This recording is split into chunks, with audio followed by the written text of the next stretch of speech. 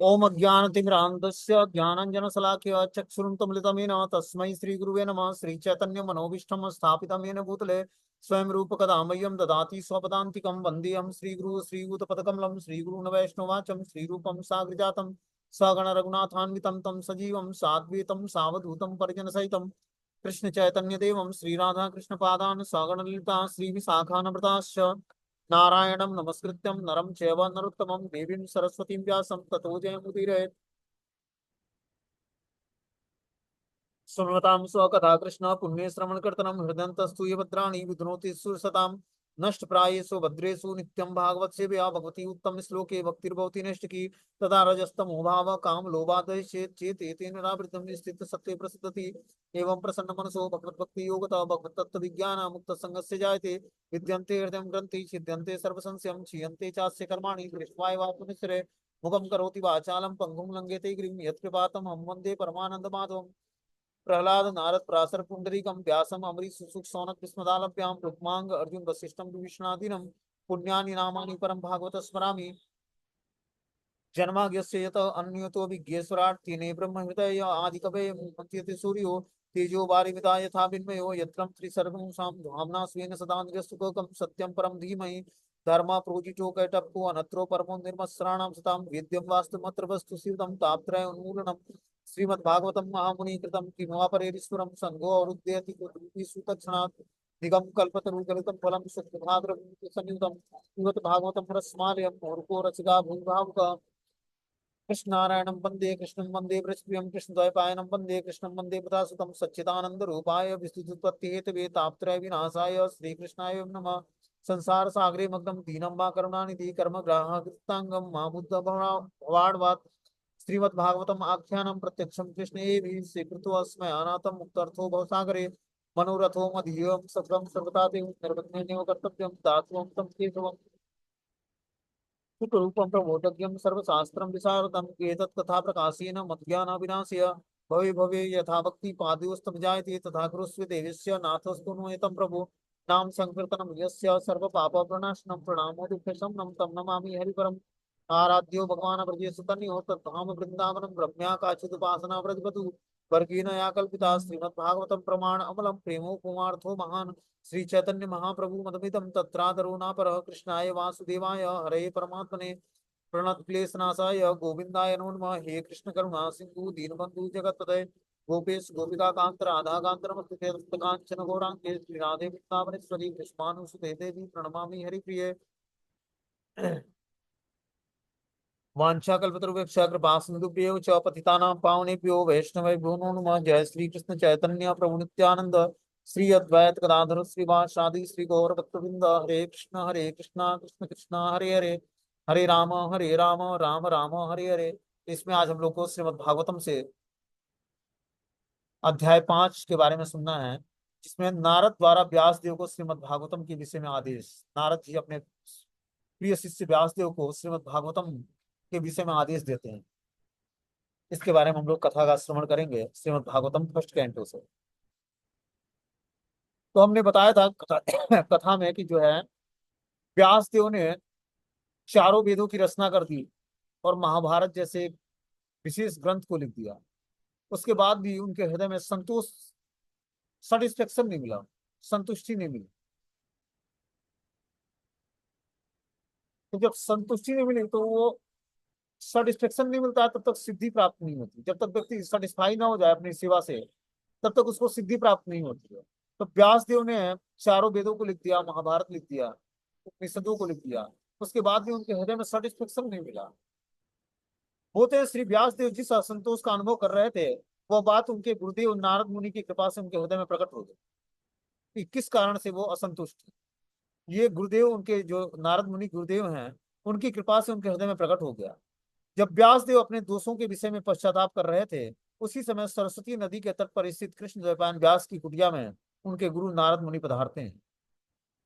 तो वो शोक कर रहे थे कि आखिर हमने सारे वेदों की रचना कर दी, महाभारत की रचना कर दी, उसके बाद भी हमारे हृदय में जो है पश्चाताप हो रहा है। ऐसा किस कारण से है कि जिसे मैं सेटिस्फाई नहीं हुआ इतने ग्रंथों को लिखने के बाद।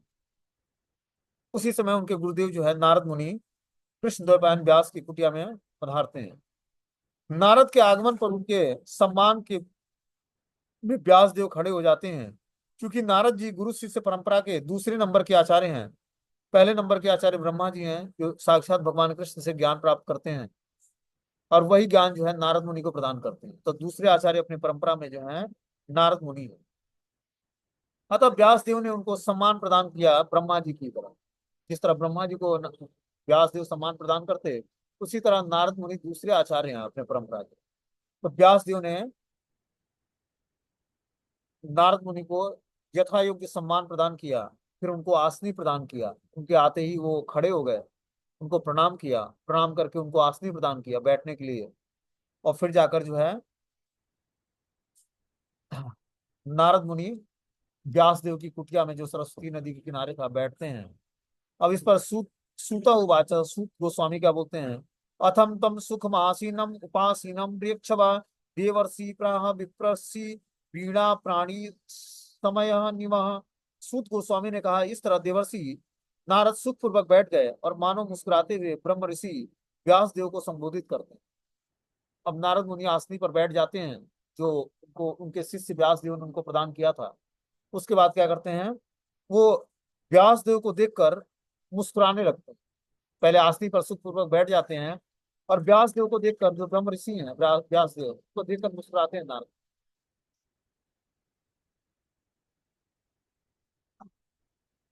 नारद मुनि व्यास देव को पराशर पुत्र का आकर संबोधित करते हैं, और पूछते हैं कि क्या आपने मन व शरीर को आत्म आत्म साक्षात्कार का लक्ष्य मानकर संतुष्ट हो। तो नारद मुनि व्यास देव से पूछते हैं कि क्या आपने मन और बुद्धि को आत्मा के रूप में मानकर क्या तुम संतुष्ट हो। ये देहात्म बुद्धि के कारण जब जो है, जब व्यक्ति देहात्म बुद्धि में होता है, तो मन और बुद्धि को ही आत्मा मान लेता है। ठीक है ना। तो वही नारद मुनि जब व्यास देव को उदास देखते हैं, तो पूछते हैं कि क्या तुम मन और बुद्धि को आत्मा मानने के कारण क्या तुम प्रसन्न हो। व्यास देव को देखकर वो मुस्कुराने लगे, और इस तरह से पूछकर व्यास देव उदास बैठे थे। वो अपनी पहचान शरीर और मन से कर रहे थे। शरीर और मन को आत्मा के रूप में पहचान कर रहे थे, इस कारण से वो उदास थे। नारद मुनि बोले कि व्यास देव, आपने एक अद्भुत ग्रंथ महाभारत तैयार किया है, जो सभी प्रकार के वैदिक फलों की विशद व्याख्या करने में सक्षम है। व्यास देव ने महाभारत की रचना की, जो कि जिसका पार्ट है भगवत गीता।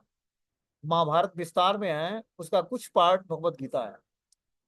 जो भगवान ने कुरुक्षेत्र के युद्ध में 45 मिनट में भगवत गीता का पूरा 700 श्लोक, अर्जुन ने क्वेश्चन पूछा और भगवान ने जवाब दिया 700 श्लोकों में।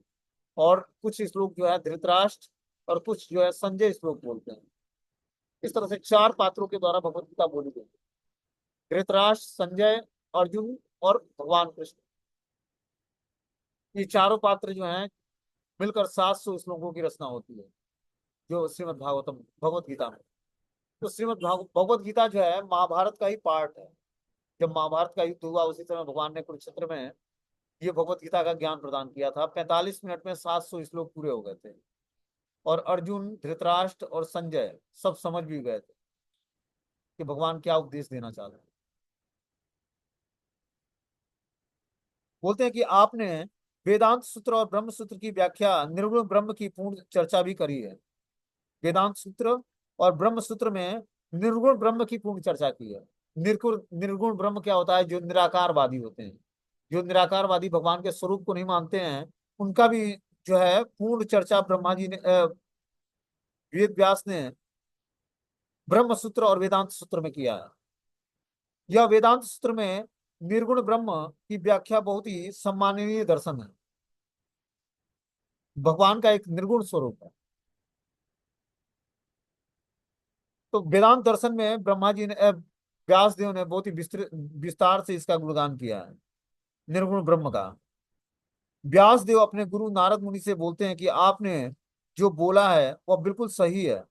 इस सब के बावजूद मेरा मन संतुष्ट नहीं है। हे प्रभु, कुछ गोपनीय है, वो आप हमें ज्ञात कराएं कि मैंने इतने सारे ग्रंथ लिखे हैं, ये आपने सही बोला है,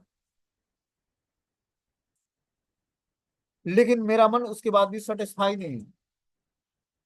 इसका क्या कारण है? इसके बारे में जो गोपनीय बात है, आप हमें बताने का प्रयास करें, क्योंकि आप भौतिक जगत के सृष्टा, संहारक और आध्यात्मिक जगत के पालक भगवान श्री कृष्ण की पूजा करते हैं। इस कारण से आप बताने में सक्षम हैं। तो इस तरह से व्यास देव अपने गुरु नारद मुनि से पूछते हैं कि मैं आखिर किस कारण से अनसेटिस्फाई हूँ। सेटिस्फाई मतलब हमें सेटिस्फेक्शन क्यों नहीं मिल रहा है।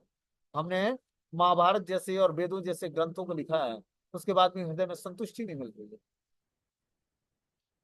आप सूर्य के समान तीनों लोगों में विचरण कर सकते हैं और वायु के समान प्रत्येक व्यक्ति के अंदर प्रवेश कर सकते हैं। इसलिए आप सर्वव्यापी परमात्मा के तुल्य हैं। अतः आपसे प्रार्थना है कि नियमों तथा व्रतों का पालन करते हुए दिव्यता में लीन रहने पर भी मुझ में जो कमी हो उसे खोज निकालें।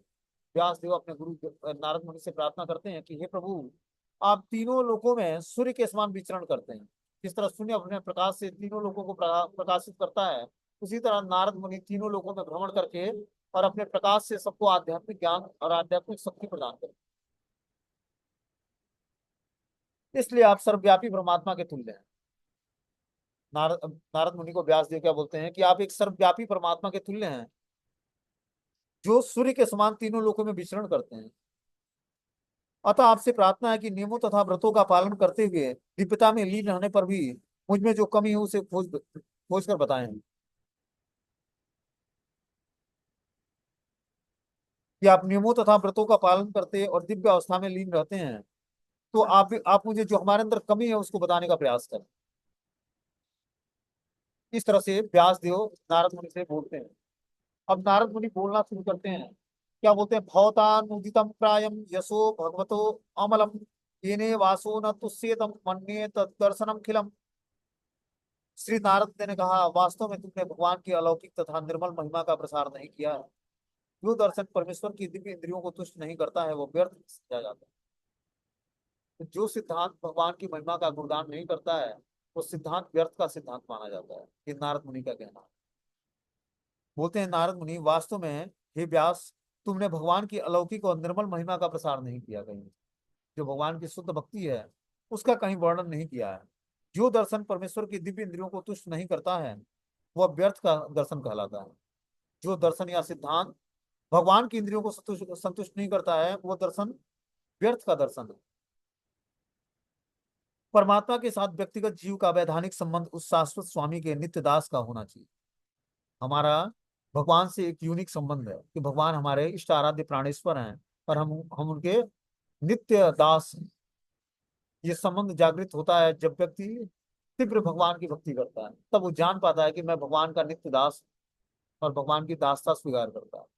जीवात्मा को इस भौतिक संसार में दासता तो स्वीकार करनी पड़ेगी। अब वो भगवान की दासता स्वीकार करता है या माया की दासता स्वीकार करता है, वो उस पर डिपेंड करता है। जब जीवात्मा भगवान की दासता स्वीकार करता है तो धीरे धीरे उसके जीवन में मंगलकारी सारी घटनाएं होने लगती हैं। और जब वो माया का दास होता है तो माया का दास हमेशा उदास होता है। माया दास उदास और कृष्ण दास बिंदास। और जब हम कृष्ण का दास बनेंगे तभी हम बिंदास हो पाएंगे। जब तक माया का दास बने रहेंगे तब तक हमेशा उदास रहेंगे। एक के बाद एक दूसरी परिस्थिति ऐसी आएगी जो हमें भक्ति में ग्रोथ नहीं कराएगी। भक्ति में हमें फंसा के रखेगी लेकिन ग्रोथ नहीं होगा। बोलते हैं भगवान ने जीवों के रूप में अपना विस्तार इसलिए किया है कि उनसे उसका प्रेम पूर्ण सेवा प्राप्त हो सके और इसी से भगवान तथा जीव दोनों को संतोष प्राप्त हो सकता है। वेद व्यास जैसे विद्वान ने वैदिक साहित्य में अनेक विस्तार किए हैं जिनका अंत वेदांत दर्शन में होता है, किंतु इनमें से किसी में भी भगवान की महिमा का प्रत्यक्ष गान नहीं हुआ है।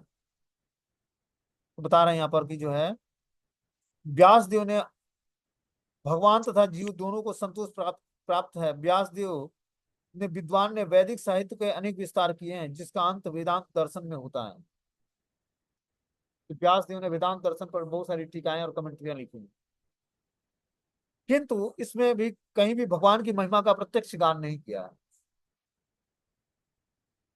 वेदांत दर्शन के संकलनकर्ता स्वयं व्यासदेव हैं, किंतु इनके रचयिता होते हुए भी वो विचलित हैं। अतः उस वेदांत के पाठन और श्रोता उससे कौन सा दिव्य आनंद प्राप्त कर सकते हैं जिसकी प्रत्यक्ष व्याख्या व्यासदेव ने की ही नहीं। यहीं पर आवश्यक प्रतीत होता है कि रचनाकार वेदांत सूत्र की व्याख्या श्रीमद् भागवतम के रूप में करें। तो यहाँ आवश्यकता लगती है कि व्यास देव ने जो है वेदांत दर्शन पर तो टीकाएं लिखी हैं, और वेदांत के पाठक भी बहुत सारे हैं, श्रोता भी हैं, लेकिन उनको दिव्य आनंद क्यों नहीं प्राप्त हो रहा है, इसकी प्रत्यक्ष व्याख्या व्यास देव को ही नहीं पता थी। यहीं पर आवश्यक प्रतीत होता है कि रचनाकार वेदांत सूत्र की व्याख्या श्रीमद् भागवतम के रूप में करें। तब उसको उनको धीरे धीरे रियलाइज होता है कि हमें श्रीमद् भागवतम की रचना करनी चाहिए, जो कि बहुत ही सात्विक पुराण है। इसमें कहीं भी धर्म अर्थ काम मोक्ष के बारे में वर्णन न करके पंच पुरुषार्थ भक्ति को ही श्रेष्ठ बताया गया। आगे बता रहे कि यथा धर्मादयम अर्थाम मुनि वर्यानुकीर्तिताम न तथा वासुदेवस्य महिमा अनुवर्णितम। ये महामुनि, यद्यप आपने धार्मिक कृत्य इत्यादि चार पुरुषार्थों का विस्तार से वर्णन किया है, किंतु आपने भगवान वासुदेव की महिमा का वर्णन नहीं किया है। तो इस तरह से आगे बता रहे हैं कि हे महामुनि, यद्यप आपने धार्मिक कृत्य इत्यादि चार पुरुषार्थों का विस्तार से वर्णन किया है, धर्म अर्थ काम मोक्ष का, लेकिन अभी तक आपने भगवान वासुदेव की महिमा का वर्णन नहीं किया है। इसी कारण से आपको अधूरापन फील हो रहा है। बोलते हैं श्री नारद मुनि द्वारा दिया गया नितांत तुरंत घोषित कर दिया जाता है। व्यास देव के विषाद का मूल कारण उनके द्वारा पुराणों के विविध संस्करणों में जानबूझकर भगवान की महिमा के वर्णन की उपेक्षा करना है। तो व्यास देव अभी तक जो है, जो भी पुराण उन्होंने लिखा है उसमें भगवान की महिमा का वर्णन नहीं किया, उसकी उपेक्षा किया। इस कारण से वो बता रहे हैं कि व्यास देव के विषाद का मूल कारण उनके द्वारा पुराणों के विविध संस्करणों में जानबूझकर भगवान की महिमा के वर्णन की उपेक्षा की गई। किंतु उतना ही नहीं जितना कि धर्म अर्थ काम और मोक्ष का वर्णन किया गया है। ये चारों पुरुषार्थ भगवान की भक्ति की तुलना में अत्यंत निकृष्ट हैं। प्रमाणिक विद्वान होने के कारण श्रील व्यास देव इस अंत को भली भांति जानते थे। फिर भी उस उत्तम कार्य अर्थात भक्ति सेवा को अत्यधिक महत्व प्रदान न करके उन्होंने अपने बहुमूल्य समय का लाभ को लगभग दुरुपयोग किया है, जिसके कारण वे विषादग्रस्त हैं। तो अपने बहुमूल्य समय को उन्होंने नुकसान क्यों किया है? क्योंकि उन्होंने श्रीमद् भागवतम जैसे ग्रंथों को नहीं लिखा है जिसमें भगवान की शुद्ध भक्ति है।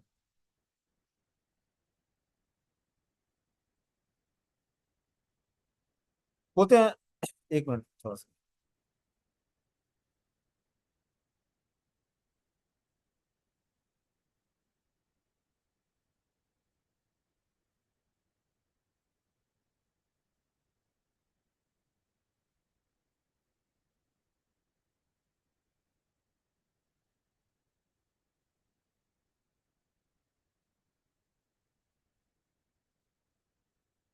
बोलते हैं इससे यह स्पष्ट संकेत मिलता है कि भगवान की भक्ति में लगे बिना कोई भी अधिक प्रसन्न नहीं रह सकता है। जब तक जीवात्मा भगवान की भक्ति में नहीं लगेगा तब तक वो प्रसन्न नहीं रहेगा। बोलते हैं धर्म आदि पुरुषार्थों की श्रृंखला से मुक्ति अंतिम पुरुषार्थ है, जिसके बाद मनुष्य को शुद्ध भक्ति में सेवा में प्रवृत्त होना होता है। यह आत्म साक्षात्कार या ब्रह्मभूत अवस्था कहलाती है। यह ब्रह्मभूत अवस्था को प्राप्त करने के बाद मनुष्य संतुष्ट हो जाता है, किंतु यह तुष्टि दिव्य आनंद की शुरुआत है।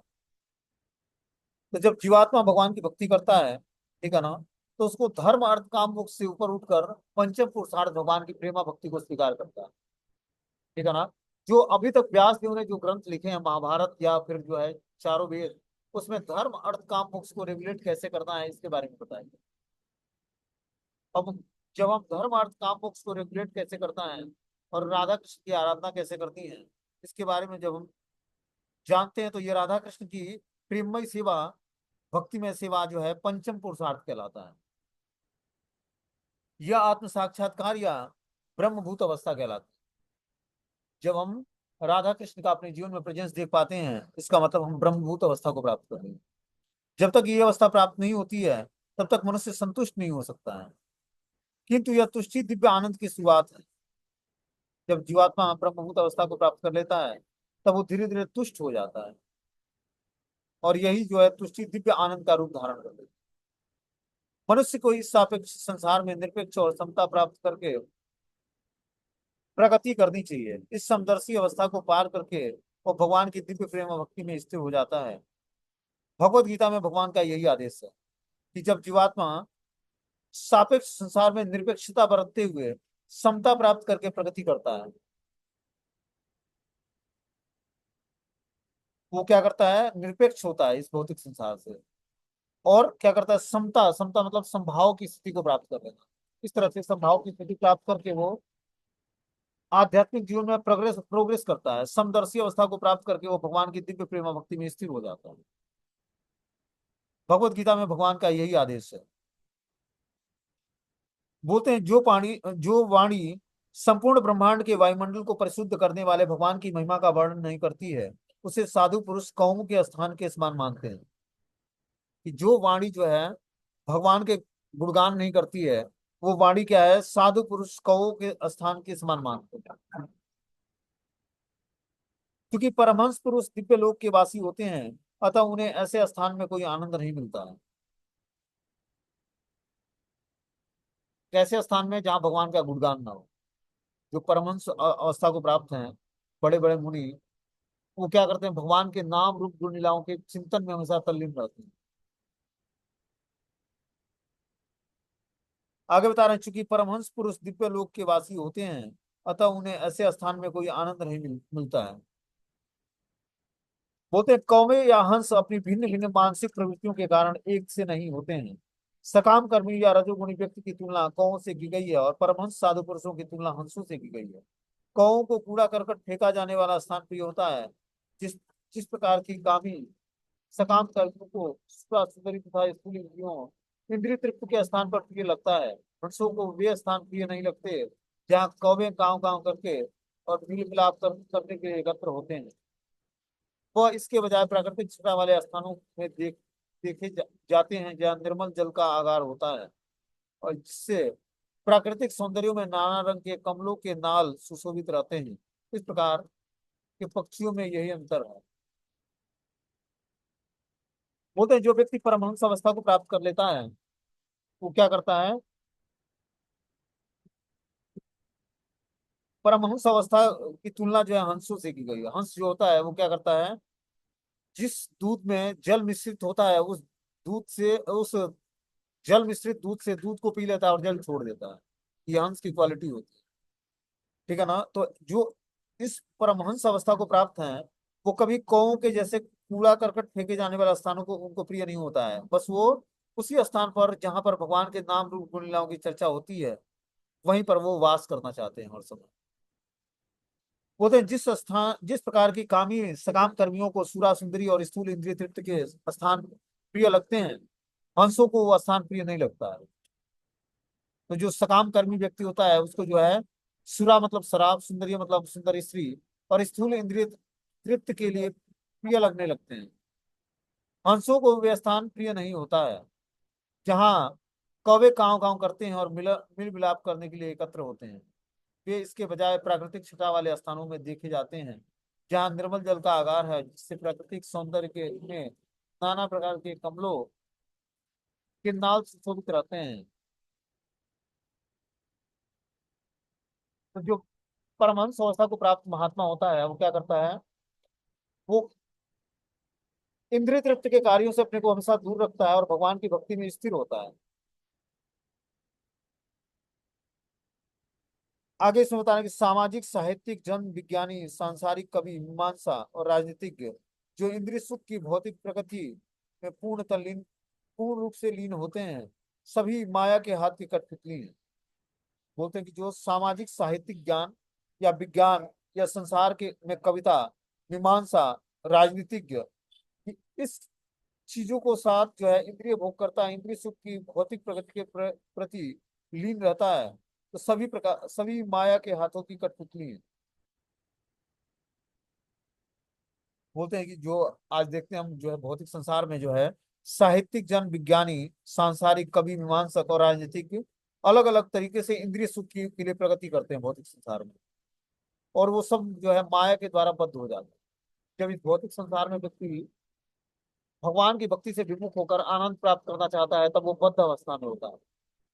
उन्हें उसी स्थानों में आनंद मिलता है जहाँ तिरस्कृत विषय फेंके जाते हैं। तो हमें क्या करना पड़ेगा, भगवान की भक्ति से हृदय से जुड़ना पड़ेगा, तभी जाकर हम जो है तिरस्कृत नहीं होंगे। आध्यात्मिक संसार। बोलते हैं श्रीधर स्वामी के अनुसार यह वैश्यगामियों का आनंद है, लेकिन जो साहित्य भगवान की महिमा का वर्णन करता है उसका आनंद वे परमहंस उठाते हैं जिन्होंने मानव कार्यों के सार तत्व को प्राप्त कर लिया है।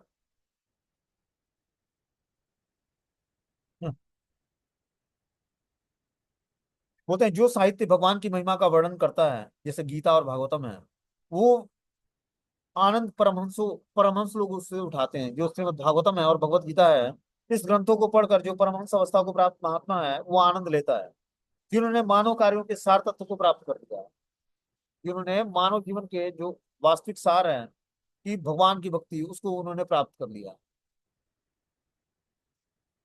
दूसरी ओर जो साहित्य परम असीम परमेश्वर के नाम यश रूप तथा लीलाओं की दिव्य महिमा के वर्णन से पूर्ण है, वह कुछ भिन्न ही रचना है जो इस जगत के गुमराह सभ्यता के अपवित्र जीव में क्रांति लाने वाले दिव्य शब्दों से ओतप्रोत है। ऐसे दिव्य साहित्य चाहे वह ठीक ठीक से न भी रचा गया हो,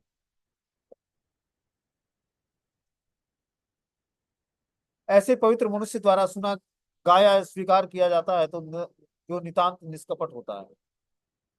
क्या बोलते हैं दूसरे शब्दों में, साहित्य असीम परमेश्वर के नाम रूप गुण लीलाओं की दिव्य महिमाओं का वर्णन करते हैं। हम कोई भी ग्रंथ उठाएंगे तो उसमें भगवान के नाम रूप गुण लीलाओं की चर्चा बहुत ही विस्तार से दी गई है। ठीक है ना।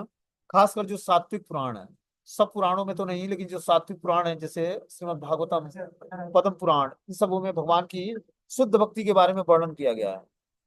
बुद्धिमान मनुष्य को चाहिए कि विष के कुंड में से भी अमृत ग्रहण कर ले, गंदगी में भी पड़े सोने को स्वीकार कर ले, अज्ञात कुल में भी उत्तम तथा सूर्य की पत्नी ग्रहण कर ले, और अछूत या अछूत कुल से संबंध शिक्षक से भी सदुपदेश प्राप्त कर ले। बोलते हैं जो बुद्धिमान मनुष्य है वो विष के कुंड से भी अमृत ग्रहण कर सकता है,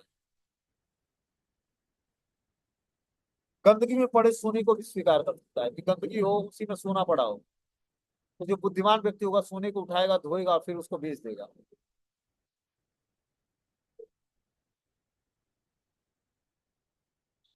बोलते हैं बुद्धिमान मनुष्य को चाहिए कि विष के कुंड से अमृत ग्रहण न करे, गंदी में भी गंदे में भी पड़े सोने को स्वीकार न करे, अज्ञात कुल कुल की भी उत्तम तथा सूर्य की पत्नी ग्रहण कर ले, और इस तरह अछूत से अछूत कुल से संबंधित शिक्षक से भी सदुपदेश प्राप्त करे। तो यहाँ पर बताया जा रहा है कि जो बुद्धिमान मनुष्य वही है जो विष के कुंडों से अमृत ग्रहण कर लेता है, और गंदगी में पड़े हुए सोने को भी स्वीकार कर लेता है, अज्ञात कुल में भी उत्पन्न सूर्य की पत्नी ग्रहण कर लेता है कि, और जो अज्ञात कुल है उसका, लेकिन अगर जो सुशील है, सभ्य है, उसको पत्नी के रूप में स्वीकार कर लेता है, और अछूत काल से संबंधित शिक्षा से भी सदुपदेश प्राप्त होता है। ये नैतिक शिक्षाएं हैं जो सभी स्थानों पर बिना किसी अपवाद के हर एक पर लागू होता है, लेकिन एक संत सामान्य व्यक्ति के लिए काफी उच्च स्तर पर होता है और निरंतर परमेश्वर के दिव्य महिमा के गान में व्यस्त रहता है, क्योंकि परमेश्वर के पवित्र नाम और यश का प्रसार करने से जगत का दूषित वातावरण बदल जाता है और श्रीमद् भागवतम जैसे दिव्य साहित्य के प्रसार से लोग अपने व्यवहारों को समझ पाते हैं।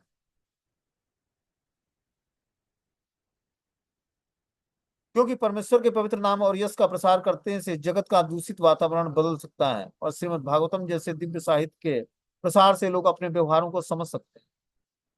तो जब हम श्रीमद् भागवतम को ध्यान पूर्वक सुनते हैं तब हम भगवान के साथ अब हमारा संबंध क्या है उसको हम जागृत कर पाते हैं हृदय में।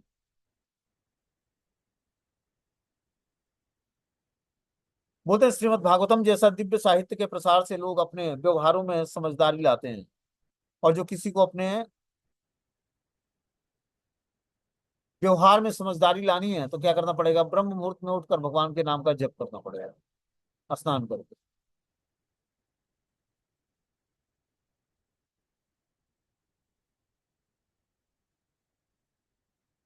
तभी हम दिव्य साहित्य को प्रसार करने में और समझने में योग्य हो पाएंगे।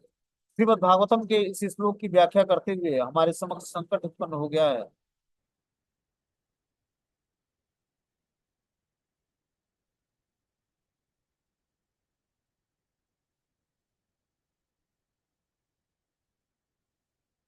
आगे बता रहे कि भगवत गीता तथा श्रीमद् भागवतम के पठन को लोकप्रिय बनाने की विधिवत प्रचार करना होना चाहिए, क्योंकि यह इंद्रिय तृप्त रूपी पीलिया के मिश्रित के लिए मिस्त्री का काम करती है।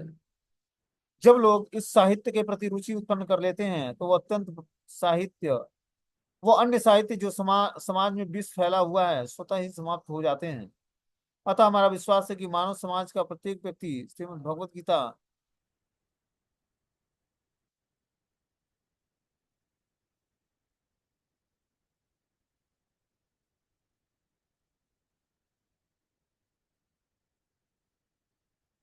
अतः हमारा विश्वास है कि मानव समाज के प्रत्येक व्यक्ति को श्रीमद् भगवत गीता का स्वागत करे, भले ही उसके प्रस्तुत रूप में अनेक त्रुटियां क्यों न हो। इससे उसकी संतुष्टि श्री नारद ने की है। नारद मुनि यहाँ बता रहे हैं कि जो है मानव समाज का प्रत्येक व्यक्ति श्रीमद् भागवतम का स्वागत करेगा, भले ही उससे प्रस्तुत करने में अनेक त्रुटियां उत्पन्न क्यों न हो, क्योंकि उसकी संस्तुति श्री नारद जी करते हैं। क्या बोलते हैं नारद जी कि पहले तो वो श्रीमद् भागवतम का स्वागत करते हैं और बोलते हैं कि भले ही उसके प्रस्तुत रूप में अनेक त्रुटियां क्यों न हो, इसकी संस्तुति श्री नारद जी ने की हुई है।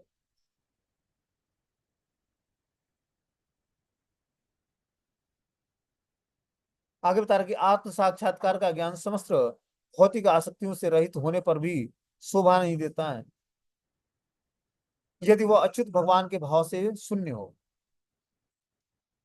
और जो कोई आत्म साक्षात्कार के ज्ञान समस्त भौतिक आसक्तियों से रहित होने के कारण भी शोभा देता है, ठीक है ना। आध्यात्मिक ज्ञान जो है, आत्म साक्षात्कार का ज्ञान क्या है, भौतिक आसक्तियों से हमें ऊपर उठा देता है। बोलते हैं यदि वह अच्युत के भाव से शून्य हो तो फिर उस सकाम कर्मों से क्या लाभ है। यदि वह भगवान की भक्ति के लिए काम ना आ सके तो स्वभावतः प्रारंभ से ही दुखप्रद तथा क्षणिक लाभ होता है। बोलते हैं सकाम कर्म जिसमें लगभग सारे लोग लगे रहते हैं, या तो प्रारंभ में ही या फिर अंत में सदैव कष्टकारक होता है। जो हम सकाम कर्म करते हैं भौतिक इच्छाओं को धारण करके, वो शुरुआत में या अंतिम समय में वो कष्टकारक बनेगा। यह तभी लाभप्रद हो सकता है जब इसे भगवत भक्ति के अधीन किया जाए। हम जो भी एक्टिविटी करते हैं उसको भगवत भक्ति के अधीन करेंगे तो वो हमें क्या करेगा, रिएक्शन उससे जनरेट नहीं होगा। जो भी हम सकाम कर्म करते हैं, जैसे धन कमाना है या बच्चों का पालन पोषण करना है या माता पिता की सेवा करनी है, इसके लिए हमें धन तो कमाना पड़ेगा, क्योंकि उनका परिवार का पालन पोषण कैसे होगा। बता रहे हैं यह तभी लाभप्रद हो सकता है जब उसे भगवत गीता के भगवत भक्ति के अधीन होना चाहिए। मतलब हम जब तक हमारा जो है ज्ञान भगवत भक्ति के अधीन नहीं होगा तब तक वो सुपीरियर ज्ञान नहीं होगा, उससे दूसरे व्यक्ति को लाभ नहीं होगा। बोलते भगवत गीता में भी इसकी पुष्टि की गई है। तो फिर अंत में सदैव कष्टकारक होगा, यह तभी लाभप्रद हो सकता है जब उसे भगवत भक्ति के अधीन किया जाए। भगवत गीता में भी इसकी पुष्टि की गई है कि ऐसे सकाम कर्म के फल को भगवान को समर्पित कर देना चाहिए, अन्यथा वह भौतिक बंधन का कारण बनेगा। सकाम कर्मों के प्रामाणिक भोक्ता भगवान हैं, और जब उसे जीव की इंद्रिय तृप्ति में लगाया जाता है तो यह घोर कष्ट का कारण बन जाता है। तो अगले व्यक्ति कोई सकाम कर्म करता है और भगवान की भक्ति भी करता है तो धीरे धीरे जो है भक्ति में जीवन में सफल हो जाएगा। लेकिन अगर जो कोई व्यक्ति सकाम कर्मों के प्रामाणिक भोक्ता भगवान है और जब इसे जीवन की इंद्रिय तृप्ति में लगाता है तो घोर कष्ट का पात्र बनता है।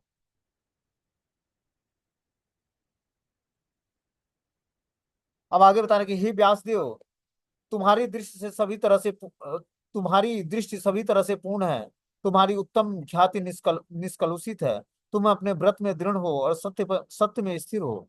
अतएव तुम समस्त लोगों का भौतिक कार्यों से मुक्ति दिलाने के लिए भगवान की लीलाओं के विषय में समाधि के द्वारा चिंतन कर सकते हैं। तो देखो अष्टांग योग का जो पालन करता है वो क्या करता है, ध्यान धारणा और समाधि की स्थिति को प्राप्त करता है। ध्यान करके समाधि को स्थिति को प्राप्त करना चाहता है। वो जो प्रोसेस है बहुत ही लंबा है आत्म साक्षात्कार करने का।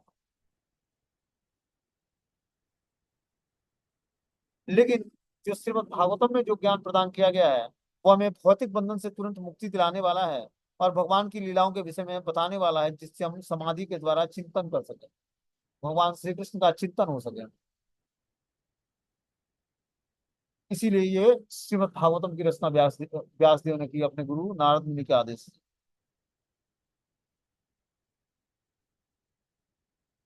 अब आगे की स्टोरी कल पढ़ाई जाएगी। ठीक है, हरे कृष्ण।